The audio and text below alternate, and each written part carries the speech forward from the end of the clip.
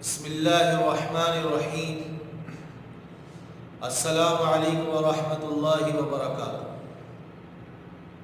عزیز طلبہ اکرام، اسلامیات سلسلہ نمبر 8 کا سبق ہے عام الوفود، وفود کا سال۔ عزیز طلبہ، ہم سیرت النبی صلی اللہ علیہ وسلم کے حوالے سے 9 ہجری کے واقعات پڑھ رہے ہیں، جس میں ہم نے کچھ واقعات پڑھ لیے اور اسی 9 ہجری میں غزوہ تبوک کا مکمل قصہ پڑھ لیا۔ اب اس سال کو 9 ہجری کا جو سال تھا، اس کو عام الوفود بھی کہا جاتا ہے، عام سال کو کہا جاتا ہے، اور وفود یہ وفد کی جمع ہے، یعنی کوئی جماعت، کوئی ٹیم جو ہوتی ہے، جو کسی قبیلے یا کسی ملک کی طرف سے دوسرے ملک یا دوسرے قبیلے کی طرف جاتی ہے، کچھ نمائندے ہوتے ہیں، اس کو وفد کہا جاتا ہے۔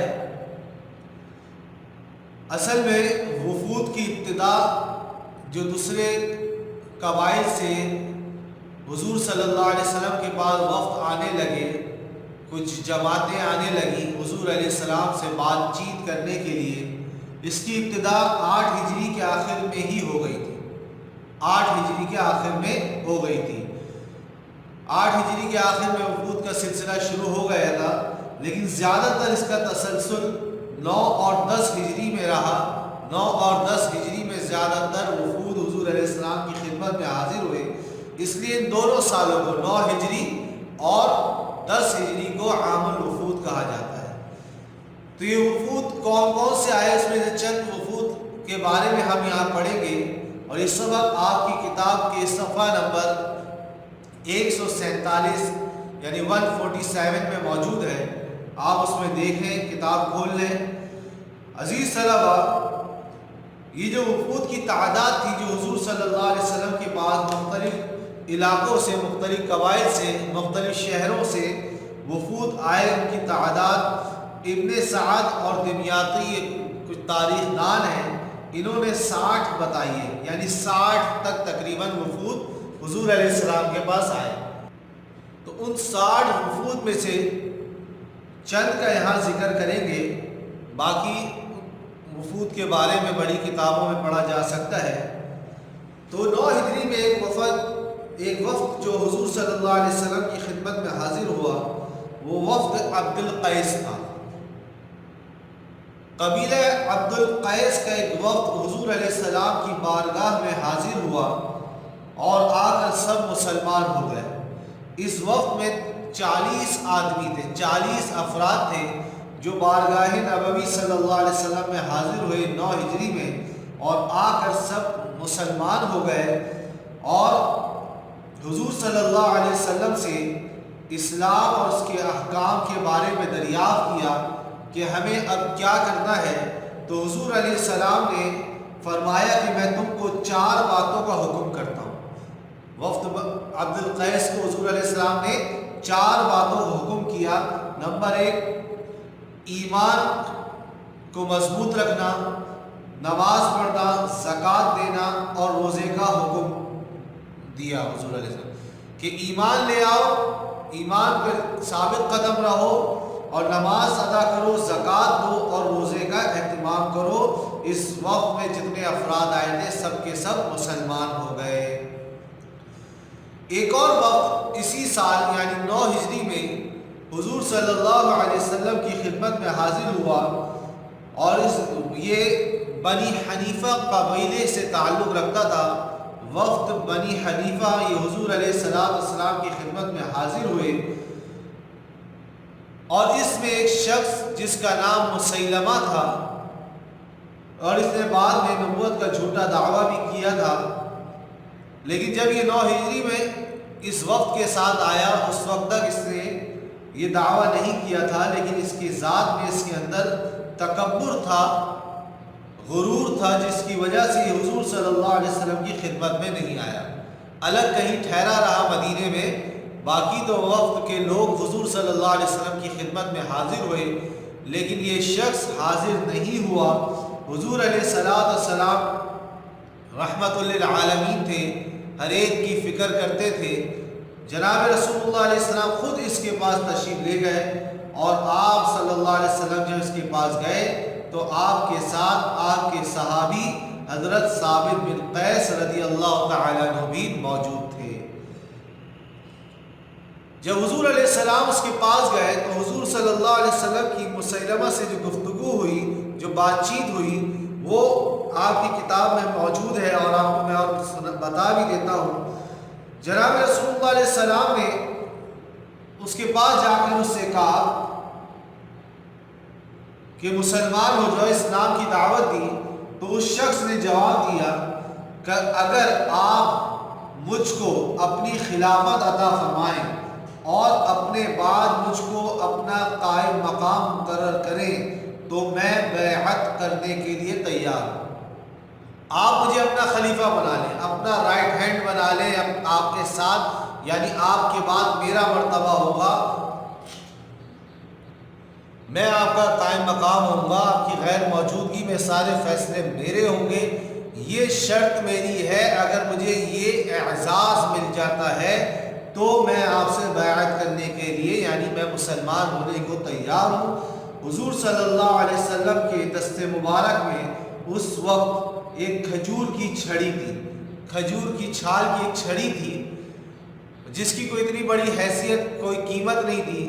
یہ الگ بات کہ جناب رسول اللہ علیہ السلام کے دست مبارک میں آ گئی تو اس کی قیمت بڑھ گئی، اس کی حیثیت بڑھ گئی، لیکن حضور علیہ السلام نے فرمایا کہ اگر تو یہ چھڑی بھی مانگے گا تو نہیں دوں گا۔ خلافت تو بہت بڑی بات ہے، یہ چھڑی بھی اگر تو مجھ سے مانگے گا تو یہ میں تجھے نہیں دوں گا۔ اللہ تعالیٰ نے تیرے لیے جو مقرر فرما دیا ہے اس سے تو تجاوز نہیں کر سکے گا، جو تیرے مقدر میں ہے وہی ہونا ہے، اس سے تو آگے نہیں بڑھ سکتا، اپنی طرف سے کچھ نہیں کر سکتا۔ جو اللہ نے تیرے لیے مقرر کر دیا، تیری تقدیر میں لکھ دیا، وہی تیرے ساتھ ہونا ہے۔ اور پھر حضور صلی اللہ علیہ وسلم نے فرمایا تو غالباً وہی ہے جو مجھ کو خواب میں دکھلایا گیا، تو وہی ہے جو مجھ کو خواب میں دکھلایا گیا۔ خواب کیا ہے آگے خواب ذکر ہو جائے گا یہ، اور پھر فرمایا یہ ثابت بن قیس ہے رضی اللہ عنہ، تجھ کو یہ جواب دیں گے، اس سے بات کر لے، یہ کہہ کر حضور صلی اللہ علیہ وسلم واپس تشریف لے گئے۔ یہ جو حضور صلی اللہ علیہ وسلم نے فرمایا کہ غالباً تو وہی ہے جو مجھے خواب میں دکھلایا گیا ہے، تو وہ خواب کیا تھا؟ حضور صلی اللہ علیہ وسلم نے ارشاد فرمایا کہ میں نے خواب میں دیکھا کہ میرے ہاتھوں میں دو سونے کے کنگن لا کر رکھے گئے ہیں، سونے کے کنگن ہیں، قیمتی کنگن میرے ہاتھوں میں لا کر رکھ دیے گئے، جس سے میں گھبرایا کہ یہ کیا چیز ہے۔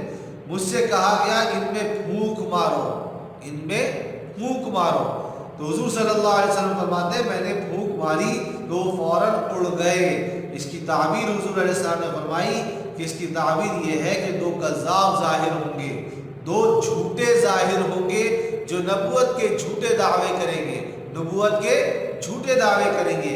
ان میں سے ایک تو یہی تھا مسیلمہ کذاب، جس نے 10 ہجری میں نبوت کا جھوٹا دعویٰ کیا، جو حضور صلی اللہ علیہ وسلم کے زمانے میں تو نہیں مارا گیا، لیکن حضرت صدیق اکبر ابو بکر صدیق رضی اللہ عنہ کے زمانے میں قتل ہوا۔ اور دوسرا ایک اور شخص تھا جس نے حضور صلی اللہ علیہ وسلم کے زمانے میں ہی نبوت کا جھوٹا دعویٰ کیا، وہ تھا اسود عنسی۔ اسود عنسی، یہ آپ کی کتاب صفحہ 148 میں لکھا ہوا ہے جناب۔ اس نے بھی آپ علیہ السلام کی زندگی میں نبوت کا جھوٹا دعویٰ کیا، اور آپ صلی اللہ علیہ وسلم کی زندگی میں حیات مبارکہ میں ہی یہ قتل ہو گیا۔ یہ آپ کے وصال سے، آپ کی دنیا سے رخصت ہونے سے ایک دن پہلے کی بات ہے، یہ واقعہ پیش آیا کہ یہ شخص مارا گیا اور جہنم واصل ہوا۔ تو یہ جو حضور علیہ السلام نے خواب دیکھا تھا کہ دو جھوٹے ظاہر ہوں گے، تو حضور صلی اللہ علیہ وسلم نے مسیلمہ کو بھی کہا کہ تو وہی لگتا ہے، اور آگے یہی ہوا کہ مسیلمہ نے نبوت کا جھوٹا دعویٰ کیا اور حضور صلی اللہ علیہ وسلم کے نام ایک خط بھیجا۔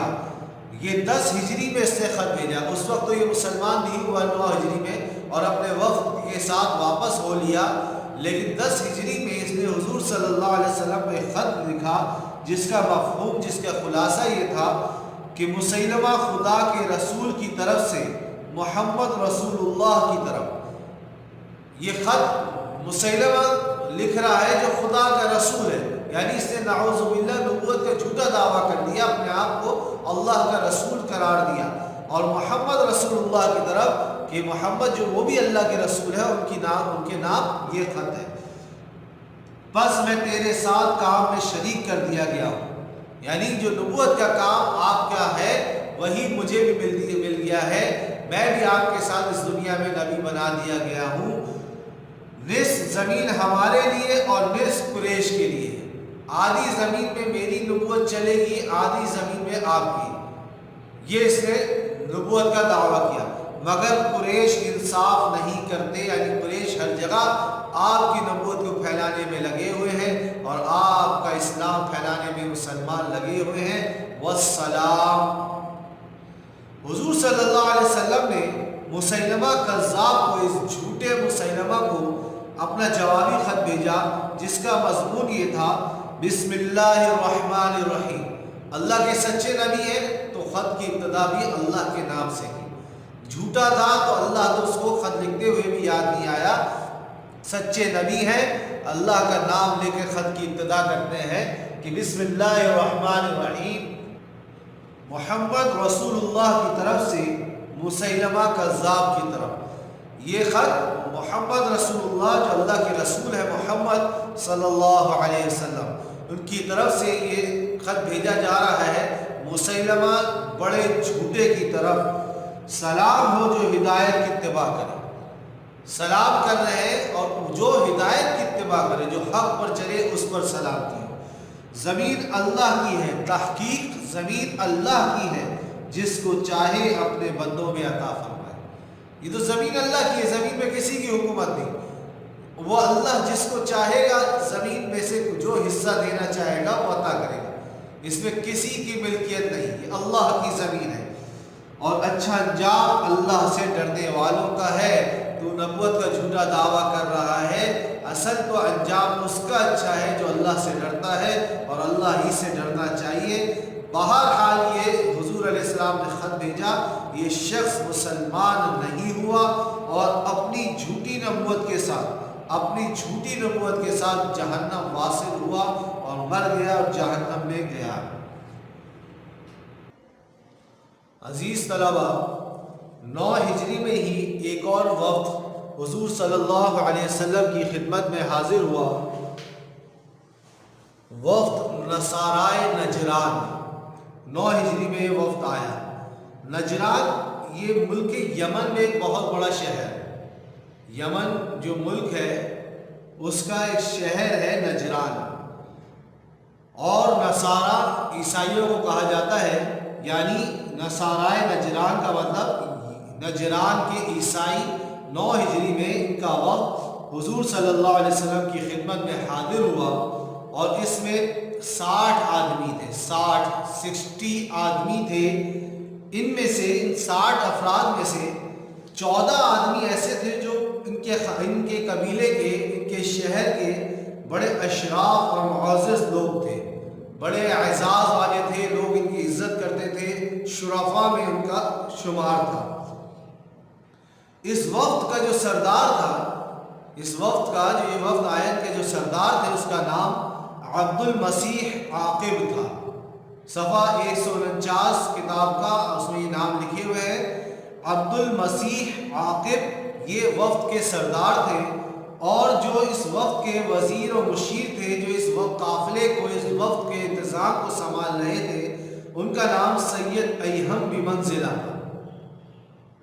اسی طرح اس وفد میں ان کے ایک پیر پادری بھی تھے، جس کو ممبر اور اسقف کہا جاتا ہے، جو ان کے امام تھے، جن کا نام ابو حارثہ بن علقمہ تھا، جن کا نام ابو حارثہ بن علقمہ تھا۔ شاہان روم کے بادشاہوں نے ان کے علم و فضل کی وجہ سے، ابو حارثہ بن علقمہ جو ان کے امام تھے، ان کے علم و فضل کی وجہ سے ان کی بڑی عزت و احترام کیا کرتے تھے، اور بڑی بڑی جاگیریں، جائیداد ان کے نام کر رکھی تھی، ان کو دی ہوئی تھی، اور ان کو گرجا کا یعنی ان کو اپنے چرچ کا امام مقرر کر رکھا تھا۔ یہ لوگ بڑی آن بان کے ساتھ مدینہ منورہ پہنچے، حضور صلی اللہ علیہ وسلم کی خدمت میں حاضر ہوئے۔ حضور صلی اللہ علیہ وسلم نے ان کو مسجد نبوی صلی اللہ علیہ وسلم میں اتارا۔ اس وقت کی حضور صلی اللہ علیہ وسلم سے گفتگو ہوئی اور اس قیام کے دوران مختلف مسائل پر گفتگو ہوئی، جس میں حضرت عیسیٰ علیہ السلام کے خدا کے بیٹے ہونے پر بھی گفتگو ہوئی۔ ان کا یہ عقیدہ تھا کہ عیسیٰ علیہ السلام اللہ کے بیٹے ہیں، عیسیٰ ابن اللہ، عیسیٰ اللہ کے بیٹے ہیں، یہ ان کا عقیدہ ہے۔ حضور صلی اللہ علیہ وسلم نے فرمایا کہ دیکھو، بیٹا تو باپ کے مشابہ ہوتا ہے، جیسا باپ ویسا بیٹا ہوتا ہے، حالانکہ اللہ تعالیٰ تو ایسے ہیں کہ لیس کمثلہ شیء ولم یکن لہ کفوا احد، کہ اللہ کے جیسا تو کوئی بھی نہیں اور وہ اکیلے ایسے ہیں، ان کا جیسا اور کوئی ایک بھی نہیں ہے۔ تو جب بیٹا اور عیسیٰ علیہ السلام بیٹا ہوں گے تو ان کو اللہ جیسا ہونا پڑے گا، اور اللہ تعالیٰ تو حی لا یموت ہے، اللہ کی ذات تو ایسی ہے جو زندہ ہے، ان کو موت نہیں آئے گی۔ تو عیسیٰ علیہ السلام کو کیا موت نہیں آ سکتی؟ تو حالانکہ عیسیٰ علیہ السلام پر تو موت آئے گی، انتقال ہوگا۔ ہمارے عقیدے کے مطابق تو وہ قیامت سے پہلے دنیا میں تشریف لائیں گے اور اس کے بعد ان کی وفات ہوگی، جبکہ عیسائیوں کا تو یہ عقیدہ ہے کہ نعوذ باللہ عیسیٰ علیہ السلام کو تو قتل کر دیا گیا تھا، سولی پہ چڑھا دیا گیا تھا، تو ان کو تو موت آئی ہے، تو وہ اللہ کے جیسے کیسے ہو سکتے ہیں؟ وقت نے تسلیم کیا کہ حضور صلی اللہ علیہ وسلم صحیح فرما رہے ہیں۔ پھر حضور صلی اللہ علیہ وسلم نے ارشاد فرمایا، اللہ تعالیٰ رازق ہے، کائنات کے مخلوق کو رزق دینے والے ہیں، کیا عیسیٰ بھی رازق ہیں، رزق دینے والے تھے؟ انہوں نے کہا نہیں۔ حضور صلی اللہ علیہ وسلم نے ارشاد فرمایا، تو اللہ تعالیٰ سے تو کوئی چیز پوشیدہ نہیں، چھپی ہوئی نہیں ہے۔ کیا حضرت عیسیٰ علیہ السلام کو اس سے کچھ زائد معلوم ہے جو ان کو اللہ تعالیٰ نے بتایا؟ جو اللہ نے بتایا اس کے علاوہ کچھ جانتے تھے؟ تو کہنے لگے نہیں۔ تو جب وہ اللہ کی ذات اتنی کامل ہے اور عیسیٰ علیہ السلام کے جیسے نہیں، حالانکہ بیٹا باپ کے مشابہ ہوتا ہے اور عیسیٰ علیہ السلام اللہ جیسے نہیں ہے، تو وہ بیٹے کیسے ہو سکتے ہیں؟ اسی طرح کچھ مزید گفتگو ہوئی، بات چیت ہوئی، اور حضور صلی اللہ علیہ وسلم کی تمام باتوں کی انہوں نے تائید کی کہ آپ سچ کہہ رہے ہیں، یہاں تک کہ ان پر حق واضح ہو گیا، مگر جان بوجھ کر حق ماننے کو تیار نہیں ہوئے۔ اپنی جائیداد اور دنیا کی رونق اور دنیا کے مزے کے لیے وہ اس مزوں کو چھوڑ کر دین اسلام کو قبول کرنے کے لیے راضی نہیں ہوئے۔ تو اللہ تعالیٰ نے قرآن میں یہ آیتیں نازل فرمائی، اعوذ باللہ من الشیطان الرجیم، الف لام میم، اللہ لا الہ الا هو الحی القیوم، نزل علیک الکتاب بالحق مصدقا لما بین یدیہ، وانزل التوراۃ والانجیل من قبل هدى للناس وانزل الفرقان، ان الذین کفروا بآیات اللہ لهم عذاب شدید واللہ عزیز ذو انتقام، ان اللہ لا يخفى علیہ شیء فی الارض ولا فی السماء، والذی یصورکم فی الارحام کیف یشاء، لا الہ الا هو العزیز الحکیم۔ اللہ تعالیٰ ارشاد فرماتے ہیں الف لام میم، اللہ جو معبود برحق ہے، اس کے سوا کوئی عبادت کے لائق نہیں، زندہ ہمیشہ رہنے والا ہے۔ اس نے اے محمد تم پر سچی کتاب نازل کی، یعنی قرآن شریف، جو پہلی آسمانی کتابوں کی تصدیق کرتی ہے، جو پہلے اللہ نے آسمانی کتابیں نازل کی اس کی سچائی کی گواہی دیتی ہیں، اور اسی نے تورات اور انجیل نازل کی، یعنی لوگوں کو کی ہدایت کے لیے پہلے تورات اور انجیل اتاری، اور پھر قرآن جو حق اور باطل کو الگ الگ کر دینے والا ہے نازل کیا۔ جو لوگ اللہ کی آیتوں سے انکار کرتے ہیں ان پر سخت عذاب ہوگا، جو اللہ کی آیتوں کا انکار کرتے ہیں، قرآن کا انکار کرتے ہیں، ان پر سخت عذاب نازل ہوگا، اور اللہ زبردست اور بدلہ لینے والا ہے۔ اللہ ایسا خبیر و بصیر ہے، ایسا جاننے والا، ایسا دیکھنے والا ہے کہ کوئی چیز اس سے پوشیدہ نہیں، نہ زمین میں اور نہ آسمان میں۔ وہی تو ہے جو ماں کے پیٹ میں جیسی چاہتا ہے تمہاری صورتیں بناتا ہے، جیسی شکل بنانا چاہے وہ اللہ بناتا ہے. آپ دیکھ لیں اللہ نے کتنی شکلیں بنائی، ہر ایک شکل دوسرے سے منفرد ہوتی ہے، الگ ہوتی ہے. اس غالب حکمت والے کے سوا کوئی عبادت کے لائق نہیں. حضور صلی اللہ علیہ وسلم نے ان پر اسلام پیش کیا، یہ آیتیں سنائی تو انہوں نے کہا ہم تو پہلے سے مسلمان ہیں، ہم تو پہلے سے مسلمان ہیں. حضور یعنی ہم اللہ کو بھی مانتے ہیں، اللہ کے نبی عیسیٰ علیہ السلام کو بھی مانتے ہیں. حضور نے فرمایا تم کیسے مسلمان ہو سکتے ہو جبکہ تم تثلیث کے قائل ہو، 3 خداؤں کے قائل ہو. تم تو اللہ کو، اس کے رسول اور عیسیٰ علیہ السلام کو اور مریم علیہ السلام کو، سب تینوں کو خدا کہتے ہو، حالانکہ رب تو صرف ایک ہے، وہ اللہ کی ذات ہے. خنزیر کھاتے ہو جس کو اللہ نے حرام قرار دیا ہے. صلیب کی پرستش کرتے ہو، حالانکہ پرستش عبادت صرف اللہ کی جائے گی. تو انہوں نے کہا آپ نے حضرت مسیح یعنی عیسیٰ علیہ السلام جیسا کسی کو دیکھا یا سنا ہے؟ حضرت عیسیٰ علیہ السلام جیسا یعنی ان جیسا کوئی نہیں. اس پر اللہ تعالیٰ نے آیت نازل کی ان مثل عیسیٰ عند اللہ کمثل آدم خلقہ من تراب ثم قال له كن فيكون الحق من ربك فلا تكن من الممترين فمن حاجك فيه من بعد ما جاءك من العلم فقل تعالوا ندعو أبناءنا وأبناءكم ونساءنا ونساءكم وأنفسنا وأنفسكم ثم نبتهل فنجعل لعنة الله على الكاذبين. عیسیٰ کا حال اللہ کے نزدیک آدم کا سا ہے کہ اس نے پہلے مٹی سے اس کا قالب بنایا، دل بنایا، جان دی، پھر فرمایا کہ انسان ہو جا تو انسان ہوگا. جیسے آدم علیہ السلام مٹی سے بنے ہیں ایسے ہی عیسیٰ علیہ السلام بنے ہیں. یہ بات تمہارے پروردگار کی طرف سے حق ہے، سو تم ہرگز شک کرنے والوں میں نہ ہونا. پھر اگر یہ لوگ یعنی نصارائے نجران عیسیٰ کے علیہ السلام کے بارے میں تم سے جھگڑا کریں اور تم حقیقت الحال تمہیں معلوم ہو ہی چکی ہے، تم تو جانتے ہو، تو ان سے کہنا کہ آؤ ہم اپنے بیٹوں اور عورتوں کو بلا لیں، ہم اپنے بیٹوں، اولاد اور عورتوں کو جمع کریں. تم اپنے بیٹوں اور عورتوں کو بلاؤ اور ہم خود بھی آئیں اور تم خود بھی آؤ. پھر دونوں فریق دونوں آپس میں اللہ سے دعا التجا کریں اور جھوٹوں پر اللہ کی لعنت بھیجیں کہ اگر ہم جھوٹے ہیں تو اللہ کی لعنت ہم پر ہو، اور اگر تم جھوٹے ہو تو تم پر اللہ کی لعنت و عذاب نازل ہو. اس کو مباہلہ کہتے ہیں. چیلنج کیا کہ آ جاؤ اسلام اور کفر کا مقابلہ ہو جائے اور ہم ایک دوسرے کو لعن طعن کریں، اللہ سے دعا کریں. تو یہ اس مباہلہ کے لیے تیار ہو جائیں. تو عزیز طلبہ آگے مباہلہ کی بات ہوگی کہ مباہلہ کے لیے مسلمان اور کافر جمع ہوئے، پھر کیا ہوا وہ انشاءاللہ اگلے سبق میں ہم پڑھ لیں گے. آج کا سبق یہاں ختم کرتے ہیں. السلام علیکم ورحمۃ اللہ وبرکاتہ.